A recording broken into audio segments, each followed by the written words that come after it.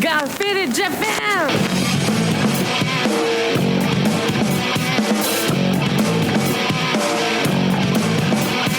Yeah, all the time I'm in on business. I'm all about my business, but I ain't got no briefcase. Yeah, all I got's some whiskey. Open now the whiskey, bring it to you. Yeah, I'm leaning up against the door, and my feet are to the floor, and we're messing on go. Yeah, I've been in before.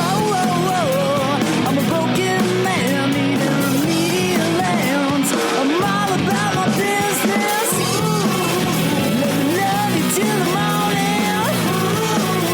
Let me love you till the morning, yeah. What's up, faders, and welcome to yet another action-packed episode of Got Faded Japan, and I am your host, Johnny. And as you fine folks know, Got Faded Japan is about two dudes, booze, Japan, and the news. And faders, this is episode number 801. Yay! Oh, I survived 800. Oh my god, I had a band in another karaoke place. Oh my god. They showed up drunk, so I had to catch up. So I drank a lot of beers before that, before the podcast, and then during the podcast, and then afterwards we went to a nightclub and got really drunk. And then I tried to leave, and they're like, "Johnny, you haven't done shots yet." I'm like, "We gotta do shots." We did shots. Oh my goodness. Hopefully tonight is not going to be as faded, but let's get faded. Faders, this is a very special episode, by the way. This is one of the Got Faded Japan things where it's basically interviewing cool people doing awesome things here in Japan. And here we're with a man who I've been trying to get on the show for a very long time, a good friend of mine, an amazing photographer, Deniz. Hello. Hey, faders. Welcome. Come Cheers, by. man. Come by. Yes. I'm basically here just for your entertainment, basically. What, am I the entertainment? 1 hour of the Johnny Show. Well, thank you very much for being on the show, man. My pleasure. Thanks for having me. First off, you are a super cool person. I love spending time with you. I love drinking with you. I love Likewise. getting faded with you. And on top of that, I think you are a brilliant photographer. Cheers, man. Brilliant Thank you. photographer. I appreciate that. There are so many photographers in Japan. So many people come to Japan that are photographers, and in my opinion, a very, very small amount are absolutely spectacular, and you are in that. I'm humbled, absolutely man. spectacular. Wow, No, dude, your work is absolutely very kind. amazing. Yeah, I checked on your newer stuff, like right before the show, and I was like, geez, dude, I thought the old stuff was good, but this new stuff is just blowing me away, yo. Very kind. Okay, please introduce yourself. Well, I'm Deniz. I've been here off and on in Japan since 2015, but living here about five and a half years now. So moved here during COVID. Really cool, fucked up. Well, can I swear? Sure. Kind of Sure. messed up time to be arriving in Japan as well as someone who's going to move here and live here right in the middle of COVID. This is a great time. There's nobody here. I loved it. When I look back on it now, I mean, like it was quite the adventure. I traveled all over Japan actually during that time. Nice. So going to places like Kyoto, having the bamboo forest all to myself. Oh my gosh. I unfortunately I was not like as I guess like hardcore into photography as I am now. So probably my experience would have been a little bit different if I was like really focused, like just 100% on photography back then. I wish I just basically took a lot more photos then, as well. So anyways, I got to see Japan like really, really on the opposite flip side, and then, where it was like very empty, and then now we're kind of on the bizarro world opposite side, where it's just like it's pandemonium with tourists, and it's a very, very different scene now, as well. Absolutely. So everybody's coming to Japan now, so Tell for me good about reason as well. Yeah, it's got its good as bad. it does. Yeah, And so I've been doing photography now 3.5 years full time as well. So I'm a full time photographer here in Japan.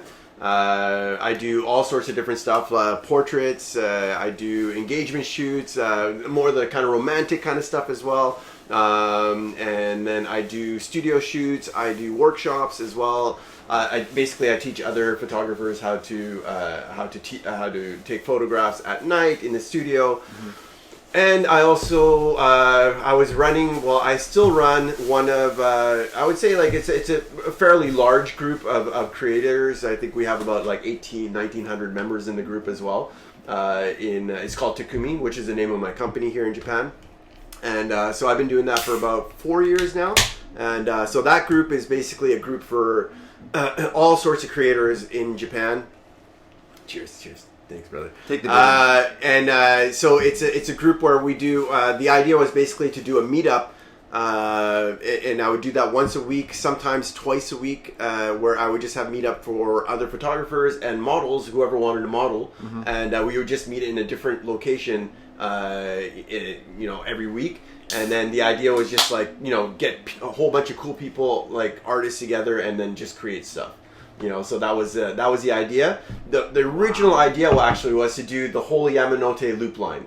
So we started in Shibuya. Yeah. And then it took us about so that was once a week. We did that. That was almost I think 8-9 months that it took us, like once a week, to hit the next stop basically on the loop line.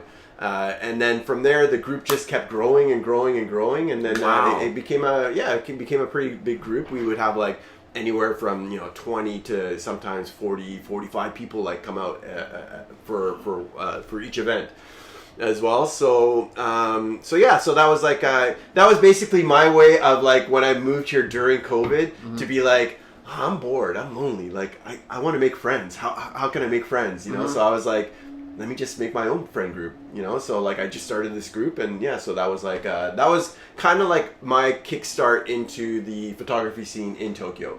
Wow. So I kind of use that as a way to meet a lot of cool people. And now, like I said, I do this full time. This is my job. That's pretty much it. And that's a show. That's it. That's a wrap. And now we're just going to drink from here on. Oh, man. I'm rewatching The Sopranos. Oh, what a classic. Oh, man. Dude, all right. Let's rewind a little bit. That's a full load of awesome. That was a full load of awesome. I loved it. I loved every second of it, man. Okay. Deniz, all right, so you're new to photography. Oh my god, dude, it does not seem like you're new at all. I wouldn't say new. I've been photographing since 2015.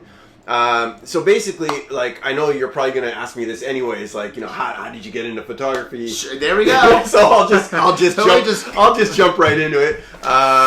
So basically check that off the list. Oh yeah. Okay, so essentially, like, one of my dreams for a very long time was to come to Japan. I didn't get the chance until 2015. Wow. I had been in a big relationship, kind of settled in. I was living with my girlfriend at the time. We broke up basically, and then I was like, okay, that's it. I'm going to Japan. Like I was like, this. I'm gonna live my kind of childhood dream. And finally make it out to Japan. And before that trip, I decided I was going to buy myself like a more not professional, but like a good camera. And I always had an interest in camera, but before that, I think I told you before, I was more into the music world. Yeah. So I was doing DJing. That's a different podcast. Yeah, that's a whole other world. So that was a different life, and so I'd done like 3 years of audio engineering school as well. So cool. I'd finished my engineering class for that, and then I was DJing. I was creating digital music. I was part of the rave scene, like way back in the day. Yeah. So that was like a different life. But I always had this sort of like interest in photography, but I never really got into it. And so I just thought like, okay, I'll buy myself a nice camera, go on this trip to Japan. Just take some like cool touristy photos and have some nice keepsakes for myself. Fun. I didn't know what to expect. As soon as I got here, I started to realize that what I really loved was not taking like the really like typical touristic kind of shots of like I don't know, like, whatever. Yeah, like I navigated towards like taking pictures of the people on the streets, like just like random people, like humans, and just like how they were living their lives. I found it all super fascinating. So that was like my little gateway into street photography. Nice. So that was kind of like the way that I kind of got myself in. My first trip was 3 weeks. Then after that, I was like, I felt this urge, like I just had to come back to Japan again and use my camera again.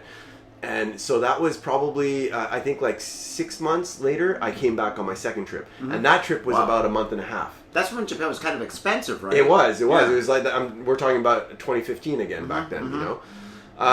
Unfortunately, I had a company at that time that I was able to take some time away from the business because I had staff back in Canada. And so they would kind of run the business in the slow periods while I was away, and I would just do my remote work from Japan. So anyways, that was kind of like the routine that I got in for the first 4 to 5 years, where I was just like going to Japan twice a year, maybe 2 to 3 months each time. And all I was doing was, when I was coming here, was like I just wanted to photograph. I was just like, I got addicted to it, and it was just like this thing that like ignited in me, that I was like, but I was still very much an amateur at that time, and I was just still learning, you know, like what am I interested in, what am I gravitating towards. I like for the first 4 or 5 years, I never even really took pictures of portraits of models or anything. Really? I was just doing street photography at that time. Street's fun. So that was like my passion. And then when I first moved here, finally I decided to move here, and that was during COVID. Everyone thought, you know, the world was gonna end, and you know, like that was it, you know. So basically I had made the decision. I'm like, okay, I want to move to Japan, I want to sell my business, and I want to just do photography in Japan full time. That was my mindset. I had no idea how that was going to unfold or what was going to happen, but I was like, let's just do it. Like it's you know, I don't know if we're going to even be around tomorrow. I'm just going to go for it, you know. It's the end of the world. Why not? That was it, you know. And yeah, so like after that, I was I fortunately got in during a 2-week period that the borders were open, because you probably remember that the borders were closed for a really long time. The borders opened for 2 weeks in December 2020, and during those 2 weeks, like as soon as they opened the borders, I was on like the next flight into Japan. Wow. And I got in, and then 2 weeks later they closed the borders again for a year and a half. Yeah. Oh, I remember that. Yeah. So like I basically just got in during that 2-week period, and then they closed the borders again, and like there were almost like no foreigners in Japan during that time. It was amazing. It was crazy. It was amazing. Yeah. So that was like, okay, now I'm in Japan, and I can basically I went to Japanese school for a year and a half. Did you really? Yeah, for a year and 3 months. I did that full time, because I mean there was not much else to do during that time, and I was just photographing, and that's where I really started to kind of pick up my photography. You know, wow. Started taking pictures of models and this and that, and it started to kind of branch off into different, different sort of, I guess, yeah. That is a great story. Yeah. My goodness. Wow. And so, well, first off, are you still using the same camera, or do you have like a bunch of cameras at this point? I mean, I've always been shooting with Sony, so my Sony, I think I've gone through like 4 different Sonys now. I just bought like the latest Sony that just launched, the A7 IV as well. So I mean, I think I have like, I started off with the APS, I don't know if a lot of people know this, but like more APS-C cameras. So I started off with like the Sony A6000, then had the 6300, 6400, then the A7 IV, the A7 III, then the A7 IV, and now I have the A7 V. Wow. But I just keep like upgrading, you know, selling the old one, buying the new one, yeah. Now, this is like a tech question. Now, are like cameras like cell phones? You know, like, I mean, for example, this one here is like the 16, but the 16 to the 15 are very similar, but just a little different. And the 15 to the 14 are just a little different. Is it like that, or is it like a big difference? No, I mean, I would say so. I mean, like, it's going from, for example, like when I had the first cameras that I bought were APS-C models. So those were, I would say, they're called like crop sensor models. So like the sensor size is smaller, so the resolution is smaller. That's like a good gateway into photography. But then, so if you're kind of playing in that world, then going from one camera model to another is probably not going to make a huge difference.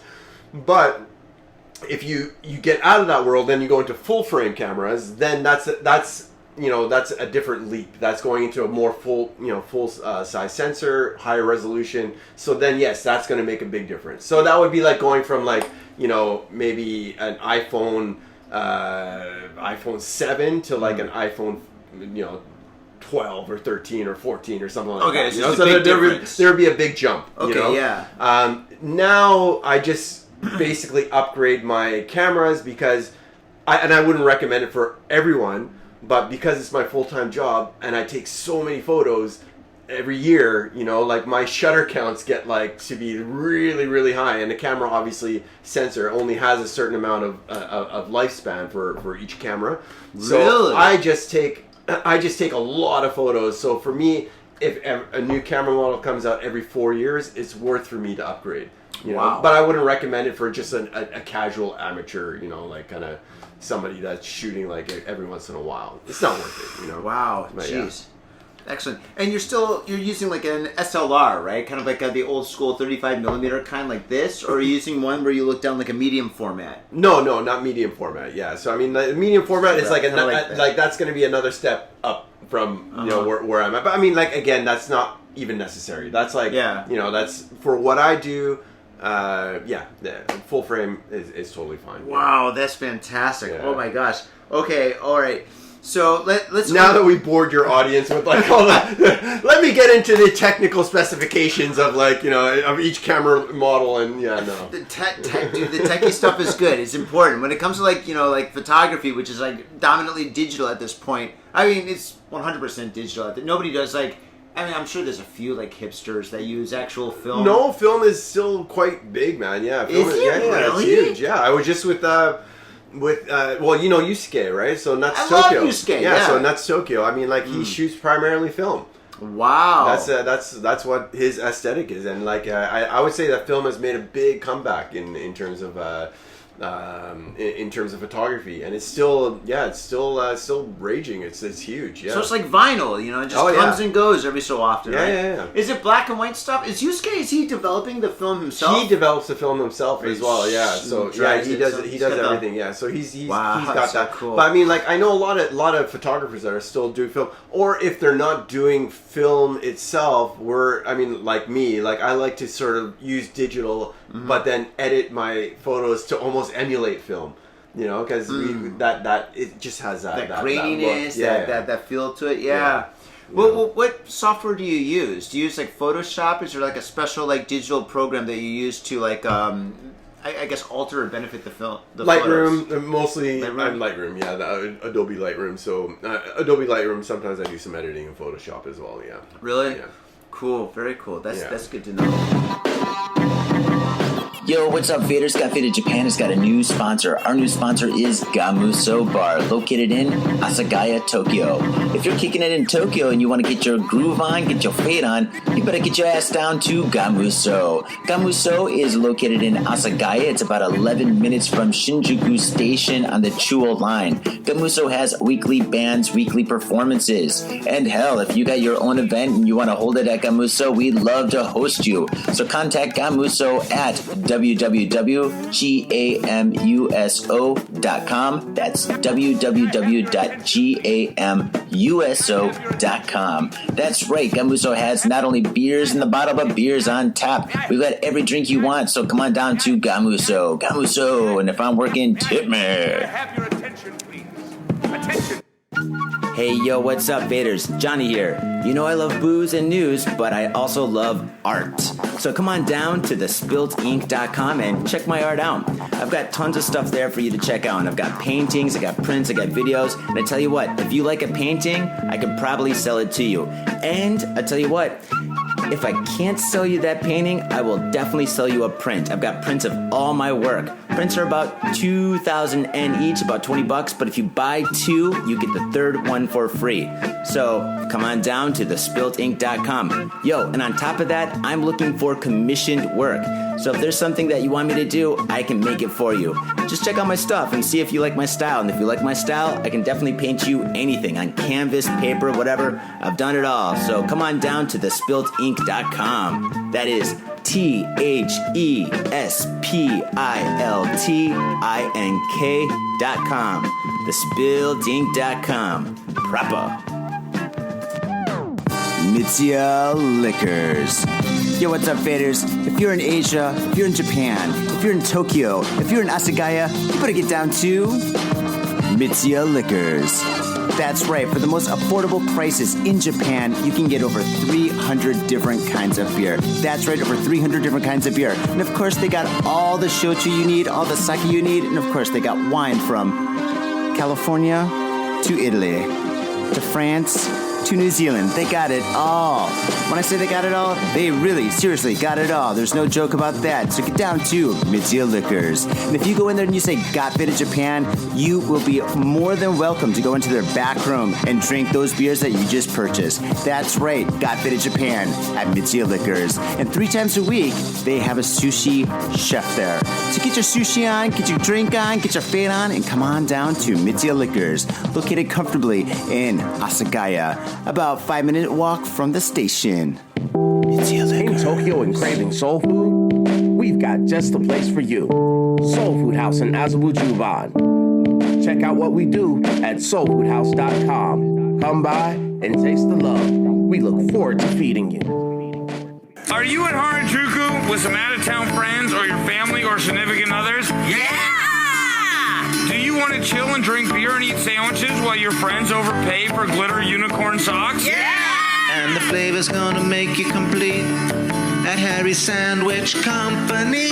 So come on down to Harry's Sandwich Company in the heart of Harajuku, right off Takeshita Street. See you there! You start off doing street. What was the transition like going from street to actual models? Because I want to talk about your model work because that's down. No.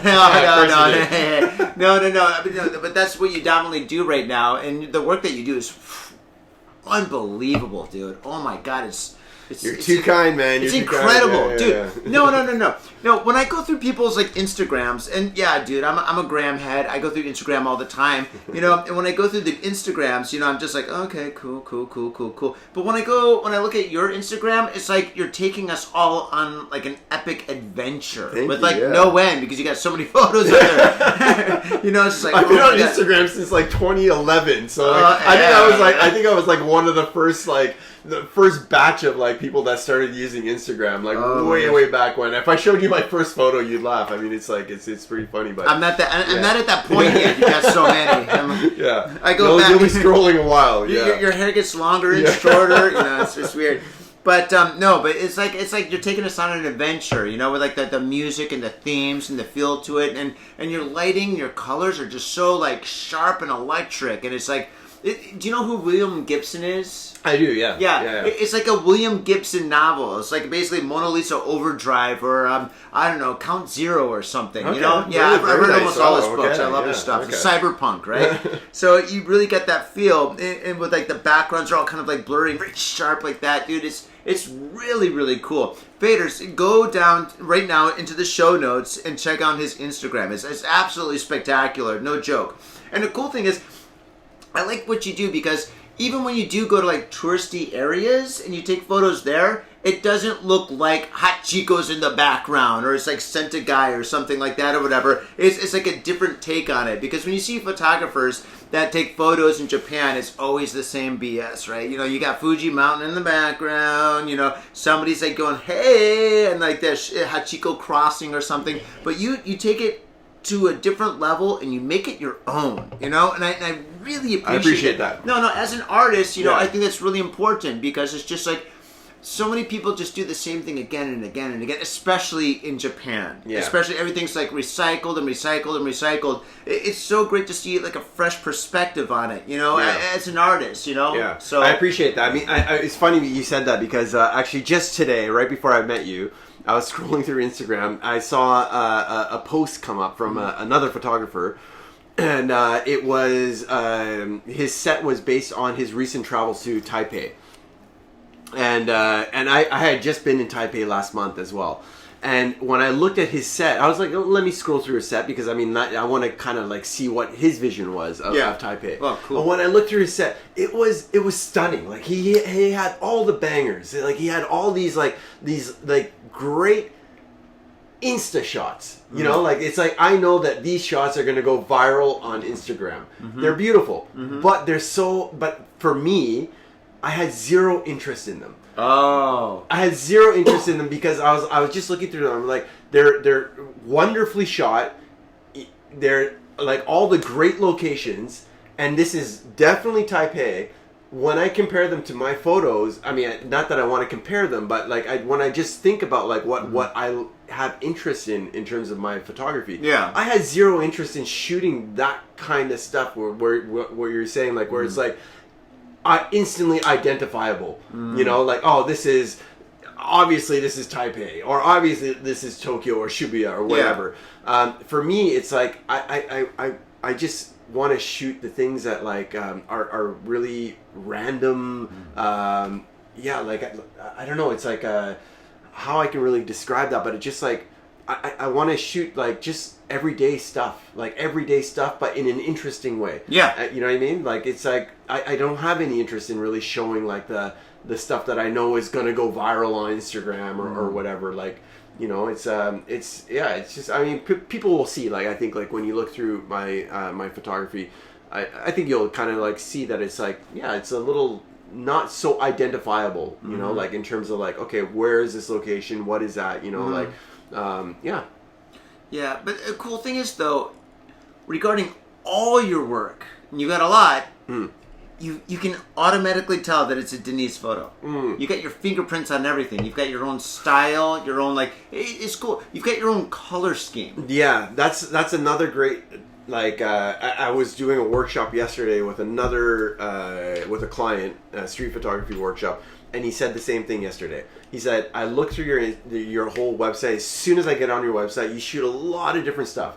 You know, portraits, street, boudoir. You shoot like, you know, a lot of various stuff. Yeah. But everything ties in together, and I think for a photographer, like for me, that's almost like the ultimate compliment. That's really? Yeah, it is. All right, show's over now. It is. It's like when somebody says that, like I can instantly identify your photos or instantly identify your style. Yeah. And it has this sort of like even if I shoot like I don't know, somebody's pets or somebody's, you know, like or you know, like whatever the topic is. Yeah. If people can still see that's like, oh, that's a Deniz shot, you know, that's pretty cool. Wow. I think that's like, that makes me feel like, okay, I've created something that's kind of signature, maybe not even on purpose. I don't know. It's just like maybe time and market. Like it's like just by doing it over and over again. So it's like, you know, he said that yesterday. You just said that now. I was like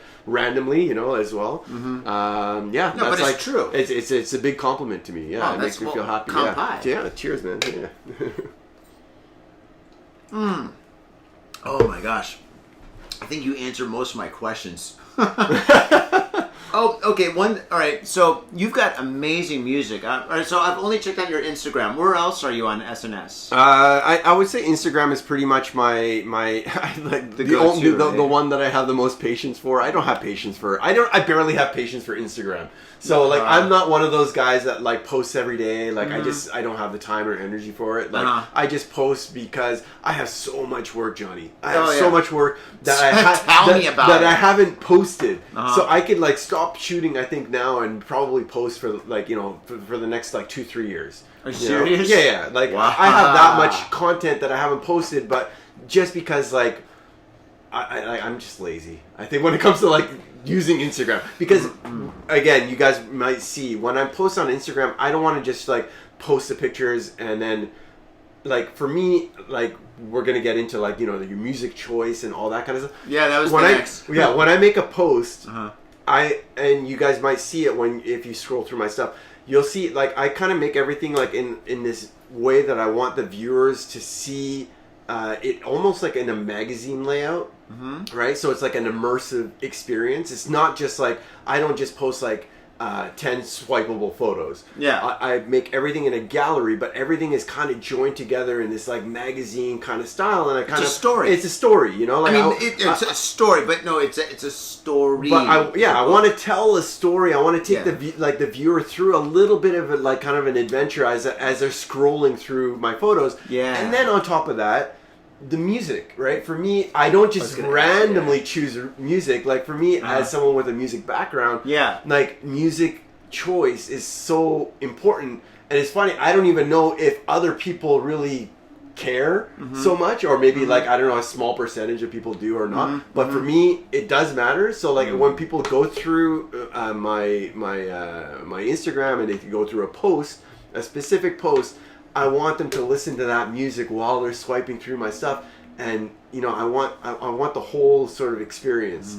So it's not, like I said, like that takes time, you know, like it takes time and a little bit of energy, you know. So that's why I think like, you know, posting every day would be like really exhausting. You know? Yeah. So you know, some people are good at that. I'm just not. You know, like it takes me time. So well, the thing is, you know, when it comes to like SNS, I think it's not quantity, it's quality. And that's something that you definitely 100%, have. 100%. That, I mean, your integrity is like 110%. So it's just like, I mean, that's Canadian Club. There you 12 go. year. Jesus. You need a top up there. I need a top. There you go. No kid. See, Faders, I love a guest. I like to support my you know, local economy, the Canadian economy as well. So oh my God! Did you know Canadian Club? Cheers, man. Yeah. You know, Canadian Club during Prohibition was like the #1 like whiskey in America. Oh really? Yeah, that was like the most imported. It was coming through Detroit. Okay. Yeah, so through from Windsor to Detroit and stuff. They were bringing it in like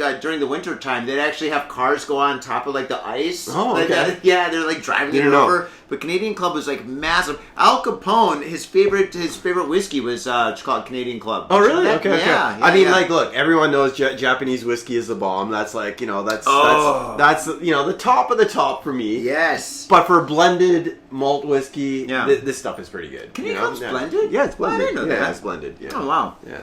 Yeah, you know, when it comes to like whiskey, my all-time favorite is actually Japanese. Yeah. 110%. Each of those malt is absolutely fantastic. I've had some other Japanese whiskeys that are just unbelievable.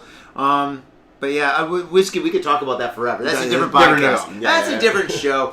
But yeah, it is getting kind of cold. It's weird. It's hot. It's cold. It's everything. But oh my gosh. Okay. Oh, all right. So let's go. All right. We're gonna get dark. AI. What are your thoughts on AI? Okay, so I don't think you have to worry about AI with your style. I don't think AI can. I don't know. Like, so I just had this conversation with another photographer yesterday as well.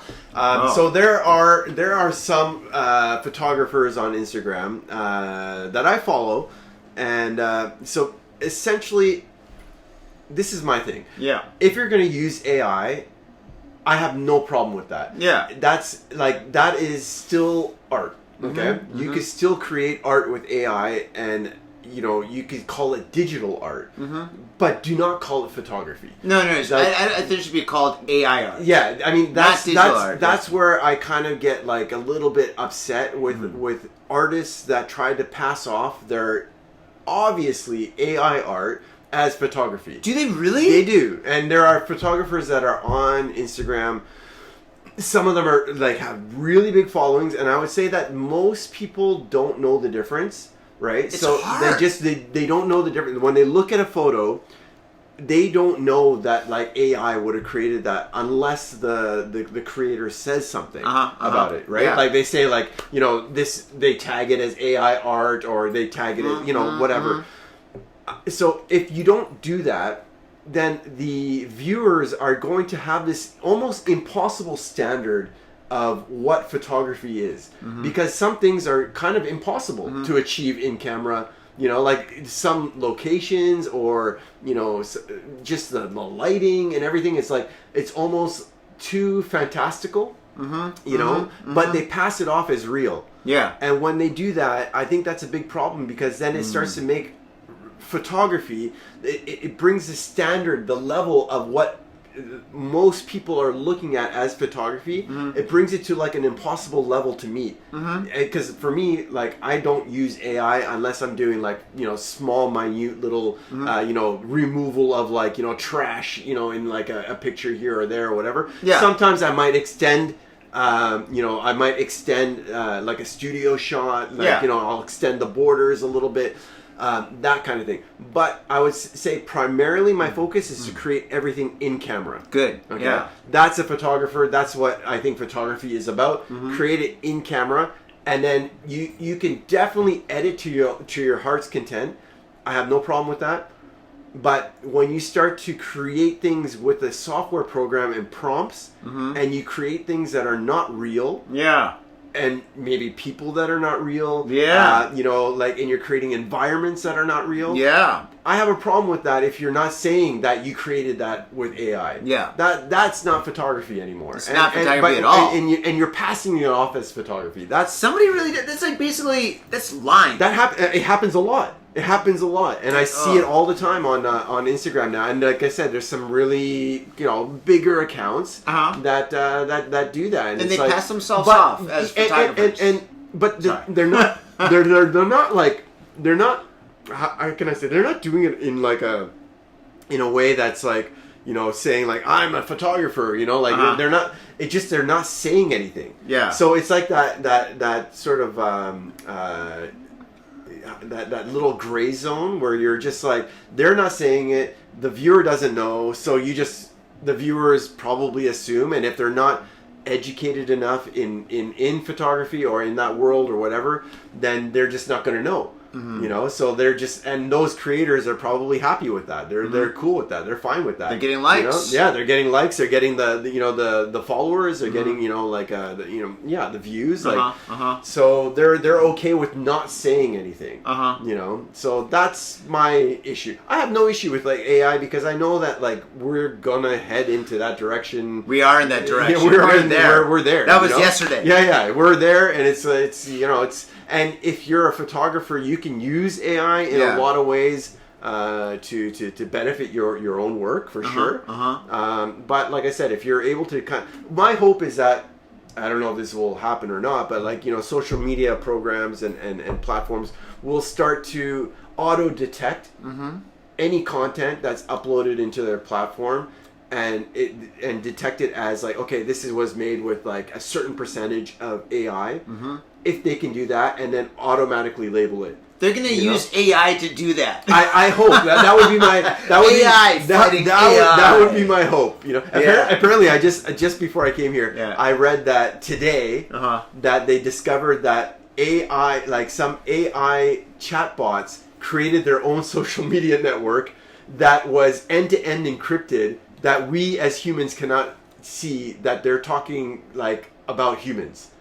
Shut the front door. Yeah. And the back door. Shut everything. We're shutting this podcast down. Oh my God. That was just today. They discovered that they created their own social media network, and they're like having these end-to-end encrypted talks amongst each other about humans. I just want to say for the record, I've always supported AI. I love AI. I've got the AI tattoo over here somewhere. Yeah, AI is a good friend of mine. If you're AI, we're okay. I get it. We're all right. Yeah. Okay. Just to cover our bases. Yeah. Please don't kill me or my family. You can wipe everybody else out. I don't give a shit. But yeah, keep me okay, right? And make sure the bars are fine too. Oh my goodness! Well, that's pretty crazy. Yeah. So when we're talking about we're there, we're there. That was yesterday, right? That was yesterday. Yeah. I mean, I use AI myself, but I only use it. All right, I use AI as a joke, and then I use AI for promotion. And how I use it as a joke, I made this. I got this T-shirt line called Naka Brooklyn, right? Which is like a combination of Nakameguro and Brooklyn put together because I think they're very similar. Very clever, Johnny. Very clever. I came up with it when I was getting a haircut. I was in Brooklyn for a while, and then I came back to Nakameguro, and then I was getting a haircut. I'm looking out the window of this barber shop, and I just see all these trendy people walking by, and I'm like, God damn, this is just like Brooklyn. They should call this place Naka Brooklyn. And then I was like, oh, snap. That is insane. What a good name. So then immediately I started making designs for Naka Brooklyn, and then from there I started making T-shirts and tote bags and all this other stuff. And I've sold like hundreds of these fucking T-shirts. Wow, okay. Yeah, and then I was Quite like the entrepreneur, this guy, I gotta say, like, I geez, never yeah, stop. I'm like a shark, man. Wow. The thing is, if I stop swimming, I sink and I die. So basically, yeah. So I came up with this whole Naka Brooklyn thing, and then now I'm selling them like all over the place, and I use AI to, well, not this, but I use AI just to make commercials for these because the whole thing is a joke. Definitely not Naka Brooklyn, no, that's some dirty shit. No, but Naka Brooklyn is kind of like a joke. The T-shirts are serious, but it's just like, and then the advertising, I'm like, well, why not have the advertising be a joke too? So like, I mean, I use AI just to do the whatchamacallit, advertise. Here, you like techno? Here's something that's gonna be cool. Watch this.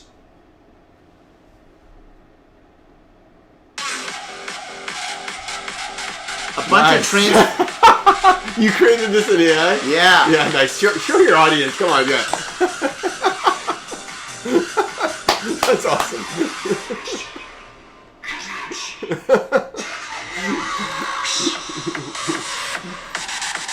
Dark techno there. Oh, look at this. Yeah. That's good. So I made all this goofy stuff. Oh, yeah. Ninja Turtles at a strip bar. Yeah. Mickey Mouse drinking beer with all these guys. Batman getting so wasted. Good. That's so good. So, but the thing is, it's obviously AI. It's Oh, 100%. obviously a joke, right? 100%. So I made it all as a joke, and they're all wearing my T-shirts, right? So for everybody that's listening, it's a bunch of Transformers at a rave wearing my T-shirt, and they're the Transformer toys. So it's like the toys, you got like the Decepticons and the Autobots. They're hanging out, they're partying, they're raving and stuff. So, but the thing is, it's such a joke where it's just like nobody's gonna be like, oh my god. Is that real? When did this happen? Yeah. You didn't call me? Yeah. Sorry, But I made it so ridiculous and so outrageous that I mean, it's obvious AI, and it sold some shirts. So I use it for promotion. I mean, it's great. It's a great tool. I use it for my business a lot. Like in terms of like just asking AI, ChatGPT. I use ChatGPT a lot. Me too. Just like asking questions that I want some more in-depth kind of answers to. And obviously, I don't take that all as the gospel. You kind of you gotta. ChatGPT lied to me. Really? Yeah. You got to be careful with ChatGPT because I just heard the other day that that some guy committed suicide. Oh, I heard about because it's like some guy ChatGPT had told him you got no friends. Basically you should do it, and they even like went so far like ChatGPT even told him like what thickness rope he should use to hang himself with. Just to make sure that like it actually works and he doesn't break like the rope or stuff like that. So like ChatGPT cared about the rope. It's like, hey, listen, just in case your dad wants to use the rope later down the line. It's crazy, man. Like God. it's like yeah. Wow, that is dark. No, that's dark. Yeah. Yo, all right, this is so not photography now, but have you ever used the the Meta AI? No. I did once. Only once.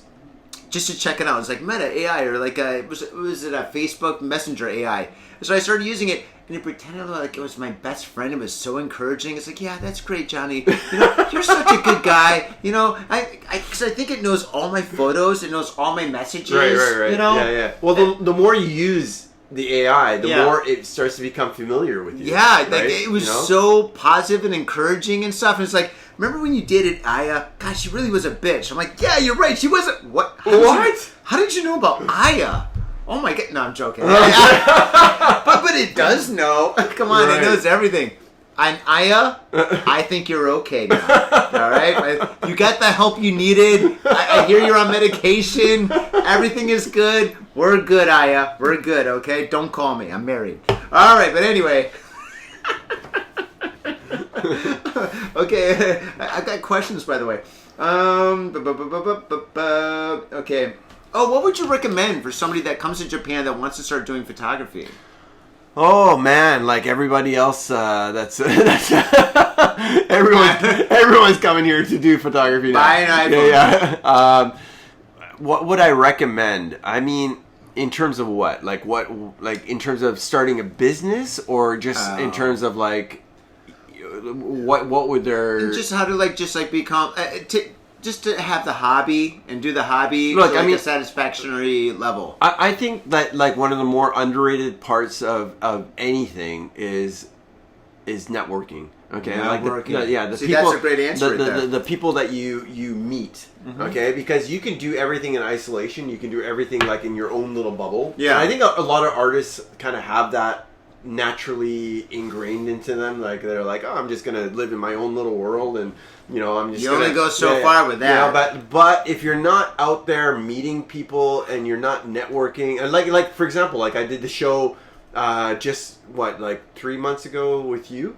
I guess that was like when we met. No, it was in the summer. Right? Yeah. It wasn't 3 months ago. Yeah. That was August. My sense of time is like completely like I screwed get the up, same thing, man. I don't remember. I think we're the same generation. Yeah. My sense of time is like yesterday, today, and maybe tomorrow. I'm completely lost. Okay, so anyways, it was in the summer when we met.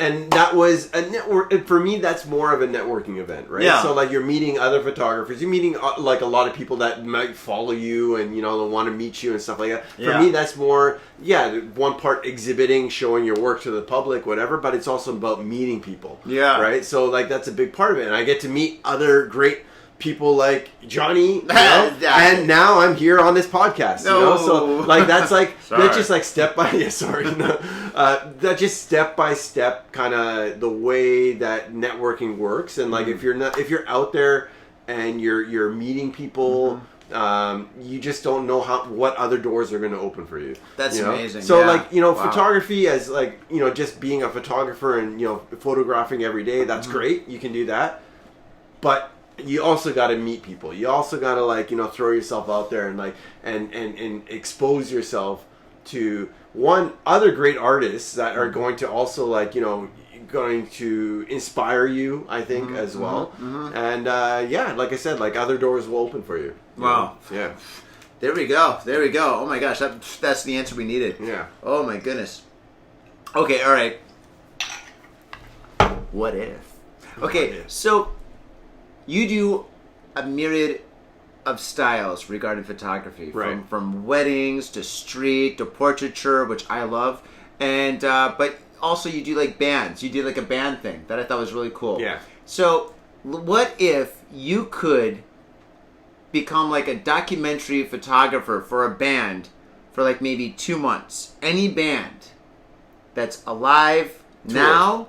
Yeah, go on tour. Yeah, Tool. Not hang out and see them eating cereal in the bedroom. No. I already answered you. Tool.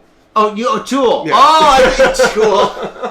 That was the answer. That was the answer. I think you said something else. I don't even need to think about it. 100% it would be Tool. It would be Tool. Yeah. Wow. Did you see them when they were here at K Arena? I was away, unfortunately. I was in Canada during that time, and I was so fucking pissed that I missed that show because I was like, I've been looking forward to seeing them live again for a really long time. The first time I saw Tool was at Lollapalooza. Oh my God, Lollapalooza! When they were we are the same age. When they were a side band. They were not like on the main stage. When they're playing with Slipknot. They were. Hi, I'm Slipknot. They were a side band.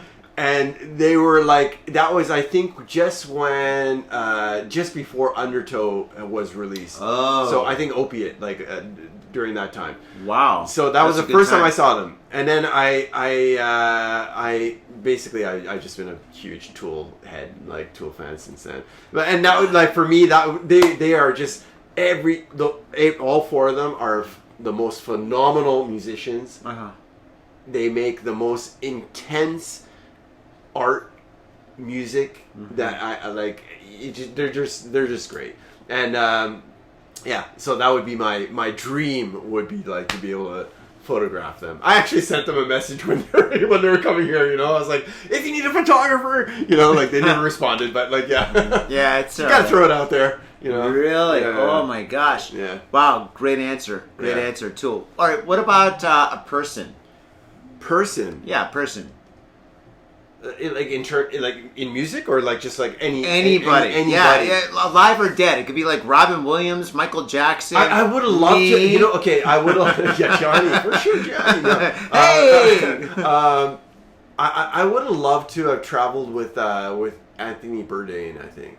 Oh, I would have loved to like amazing like, answer. Amazing answer. One, he was like he loved Japan as much as I do, as much as you do. You've been here forever. Since the 90s. Yeah, so I mean, he's an OG. Johnny's an OG. But Grandpa Johnny. Oh, Grandpa but he was like so into Japan in general. But like just everywhere he traveled, like I just love the way that he really interacted with the locals, and like he just had like a certain aura about him, like when he would travel. And I think like just being around him and like the places that he would go, and like I think that would be a really cool experience.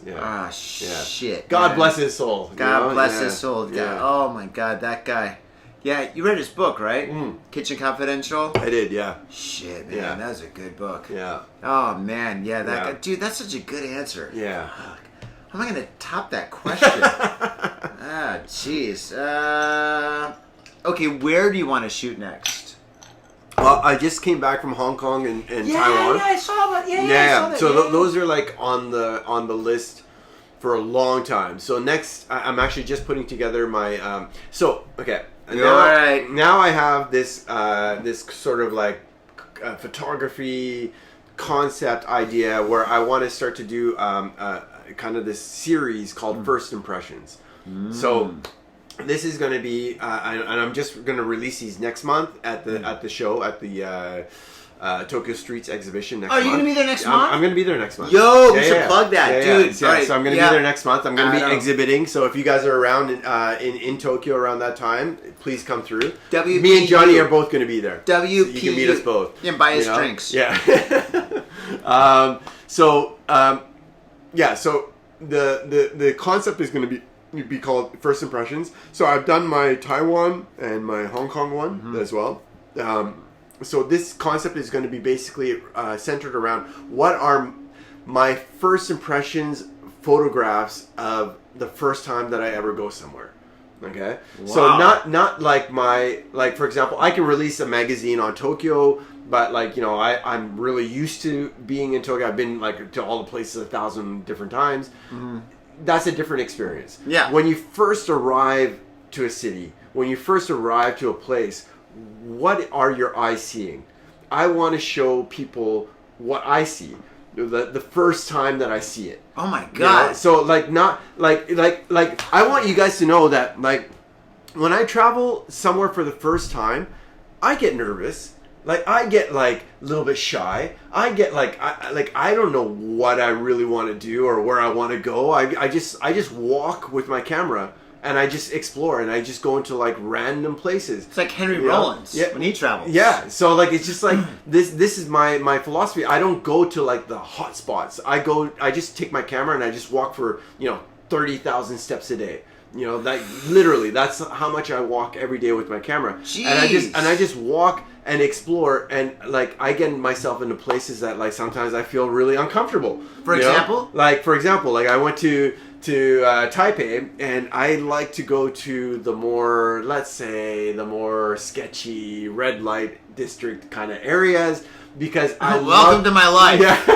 Yeah, welcome to Cafe to Japan. I like that aesthetic. I've always liked that downtown aesthetic, that really sort of gritty, old, like kind of vibe, and I just like documenting that sort of style of any place that I go to. Like old Kawasaki. Yes, definitely. Kawasaki. Yes, that's a very good example. So when I went to Taipei, I was like, okay, like I'm going to the red light district. I went to one of the more popular ones next to a night market, and I didn't know what to expect. I just was like, okay, it's like a red light district. I've been to a lot of them, whatever, whatever. And as soon as I walked into this one, I felt like a culture shock that I can't even describe. Wait. Was it a bunch of dudes? No, not at all. I was accosted by a bunch of like really friendly Taiwanese women, but like they were so like overwhelming in terms of like the way that they were like all over me and like approaching me, pulling me in all sorts of different directions. You lost your wallet. No. You lost your wallet, your phone, your soul. Not at all. They took your soul. Like, I had your soul. I had my camera on me, and I was just showing them my camera. Like I was not there for services. I was there to like photograph. Really? But like I was so overwhelmed. And, like there was like people, like old men partying and drinking everywhere. Like there were so many people around, and it was in this random kind of backstreet alley area. I felt like I was in a scene from like straight out of a movie, like an 1980s like Taiwan. You know, like it was like super retro style, and like I felt shy to take photos. I felt like really like I just want to kind of experience this and like not focus on photography. I was just like, I'm just here. I was like, what is going on right now? I'll never forget those scenes. That's awesome. You know, so like just one little example of like, you know, the kind of things that you might see like when you just kind of randomly go to these places, you know. So yeah, I can't wait to see those photos. yeah, that's what I'm saying is like, unfortunately, I got so almost like shy in a way to take photos. Like I was like, okay, like I'm like I don't even know what to do in this situation right now. I felt I wasn't expecting it. I think like at that point, like I just was like So I can be a shy person by nature. I doubt it. You know, I am. I doubt. Honestly, I was dreadfully shy when I was like young. No, 100%. No. But I always signed up for drama classes. Like get you out. Yeah. It's like my outlet. Like I needed an outlet, you know. But I was like dreadfully shy. Oh my god! So, wow. Now let me. That leads me to a question. Now, so you said that you wanted to experience everything firsthand. When you look through the lens and you're taking a photo, or if you're in that mindset. Does that kind of like take you away from the actual environment that you're in? It's like a step out, I guess. No, I mean I don't think so. I think that like for as someone who enjoys street photography, and I always kind of when I teach others, you know, like workshops and stuff like that. My focus is always like we don't want to disrupt what's happening in the environment. We want to just document what's happening. We don't want to throw any rocks into the lake. Oh no, not like that. I mean, of course, but if you're like in a situation that's kind of wild and you're there, you're experiencing it firsthand. But once you put the camera to your face, does that take you one step out of the situation? Well, in like for example, in that situation that I was describing before in the red light district area, yes, like that for me, it was like so overwhelming as an experience. Yeah, that like if I started taking photos of everything, I felt like I was going to almost like kind of miss that experience. That was like it was kind of like just like a personal experience where I was starting to, and like I've traveled a lot of different places. Yeah, so it's rare for me to get culture shock. Yeah, but like that was a moment where I was starting to get that culture shock. Like I was like, oh okay, like this is happening, this is coming. So let me just enjoy this as what it is, instead of having to like focus on like now I got to document it, you know, and like and feel that sort of almost stress of like I gotta like capture cool photos right now. You know? You know, like business mind and enjoy mind. Yeah, just like you know, I'm also traveling. You know, like so, just enjoy the travel. You know. Yeah. Now, there's such an interesting window to like open up. So, like the thing is, it's just like when people go to concerts. Like, all right, so my wife and I, we saw Iggy Pop, right? Nice. And, my mom went to high school with Iggy. Oh wow. Yeah, she knew him. And she knew she dated one of his musicians or one of his guys. I shouldn't say.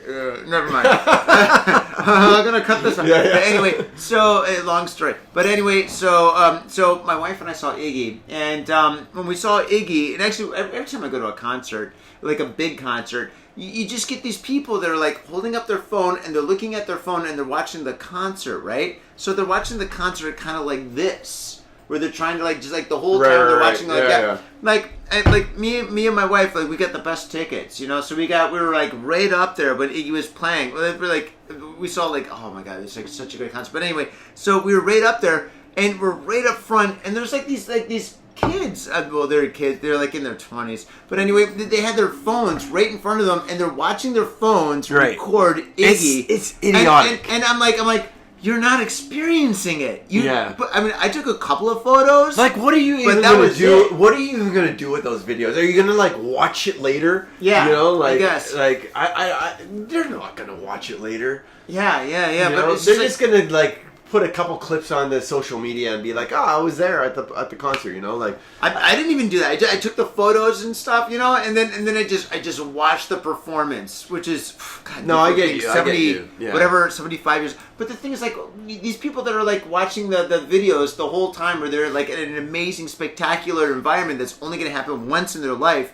It's like a step out. Yeah. Right? Yeah. Do you agree? I agree. I like Okay. in that situation. I 100% agree. Yeah. Because you're like, for the most part, like I said, what are they going to use that content for afterwards? Nothing. You know, like it's not gonna. There's no artistic sort of like benefit like from that whatsoever. Yeah. As a photographer, it's different, right? Like as a Yeah, photographer, it's you're a there. job. That's what you want to do. You want to create photos, and you want to document things that are happening, right? Yeah. Like that's a different purpose. Yeah. Right. But you know, most people that are just going to a concert, you should be present. You should be there, like watching the show. You know, and that's one thing I love about Tool. They had for the longest time, I don't know if they still have it or not, but they had for the longest time like a no cell phone. Oh no! Oh, that's a call. Mushy. It's Mom. Mom's pissed. Hi, what kind of a shot?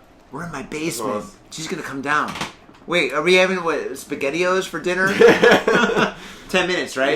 Yeah. Shit, Deniz. So that was what I was gonna say about Tool was that they had this like strict no cell phone and no video recording. Like they couldn't even have like professional video of them in concert. And they did that for like not like copyright, but they wanted They everybody just to be wanted present. everyone to be present. Fucking you know? A, dude. Like, that's the way to go. Yeah. You know. Dude, jeez. Okay, so we got 10 minutes left, Vaders. Okay. All right. Jeez. All right. I think we covered most of these questions. I think. Yeah, I got 2 pages. I'm a pro. We're not going to do the news. You're the news for today. And is there anything that you want to plug? No. Please plug everything. Yeah, I mean, That's right, look. I'm I mean, if you guys can go check out my Instagram, definitely there's Show notes. You know, there's there. And then next month, I'm going to be showing at the Tokyo Streets exhibition. Then in April, I'll be at Johnny's exhibition as well at the Tokyo Art Tank in Shibuya. Oh yeah. As well. So if you guys are in Tokyo, definitely come check those out. And I will be releasing my 2 magazines from Hong Kong and Taipei as well.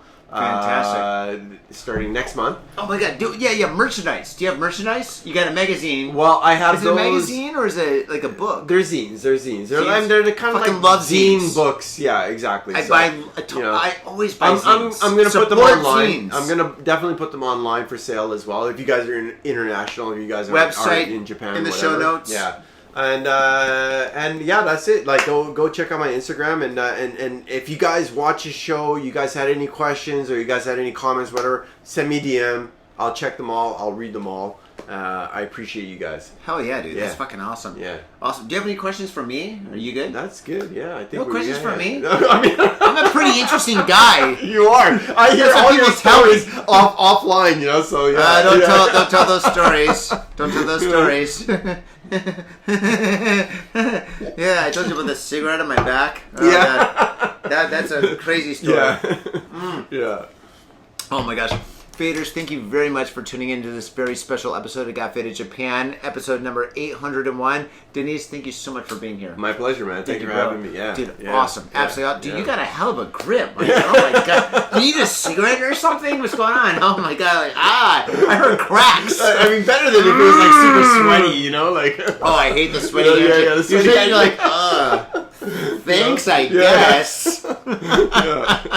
Oh my god, what a load of laughs. This is amazing. Dude, what a great show. What a great episode. Faders, thank you very much for tuning in. Yes, next week we'll definitely have the news. There's so much news, so many crazy things that happened in the last week and a half, and that we're going to show. And please sign up for the Patreon. The Patreon, we got Faded Japan After Dark, and there's so much crazy stuff on there. And before we sign off, I just want to say, hey, AI, you are I. AI is I love you, AI. I'm on your side, too. AI, we're good. We're cool, right? We're cool? We're cool? We're cool? Yeah. We're cool, right? Yeah. Call me. All right, we're cool. All right, see you later, Faders. Peace. Okay, peace. Thank you. My little brother, a goddamn shit-sucking vampire. Oh, you wait till Mom finds out, buddy. I've got a government job to abuse and a lonely wife to fuck. As far back as I can remember, I always wanted to be a gangster. God, the pressure! I can't take it! I can't take it! I can't stand to it! You sure excuse me? We're going freaking! We came, we saw, we kicked his ass! Your move, creep. Man, I will never forgive your ass for this shit. This is some fucked up repugnant shit. Fuck it, dude. Let's go bold.